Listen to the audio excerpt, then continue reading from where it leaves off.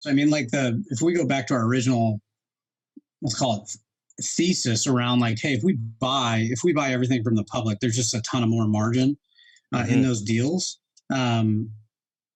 We could probably charge a premium for those cars, and plus we're probably getting a new retail customer, right? That's the most obvious basic things. What we found in dealing with the customers is that we made it super simple and we didn't lowball them. And like once they figured it out that it wasn't a scam, like we had no problem getting people to meet with us and want to sell our car. And I mean, Tyler and I, when we were doing this, I mean, we don't, I'd say we don't come off like car guys. We don't use the same tactics in trying to sell or buy the cars.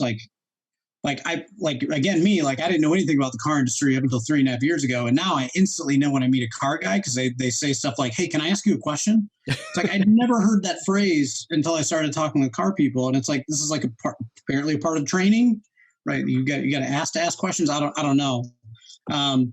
But from our perspective, it's like sellers are always trying to measure, do I want to wait and make more money? Or do I want to go get mugged in a parking lot at Walmart and sell this thing for like a retail price to some stranger? Yeah, I hear you. And it's like that general balance that everybody's trying to achieve. And I mean, people post car on Craigslist, post on Auto Trader, they get hit up by 45 dealerships in their local market, trying to evaluate each one of them on who they want to work with, what price they get. Some are giving them prices over the phone. Some say you got to come in. All over the place.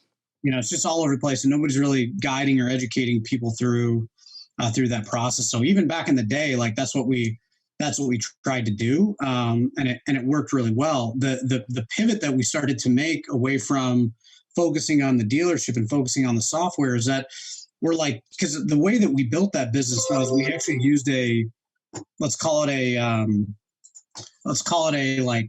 bounty system. We started paying friends, family, anybody we could find to send us referrals. We'd actually have this website that was a closed off website that only the people we invited to could see, and they could submit a VIN number and the price it was listed for, and we'd ping that up against an evaluator.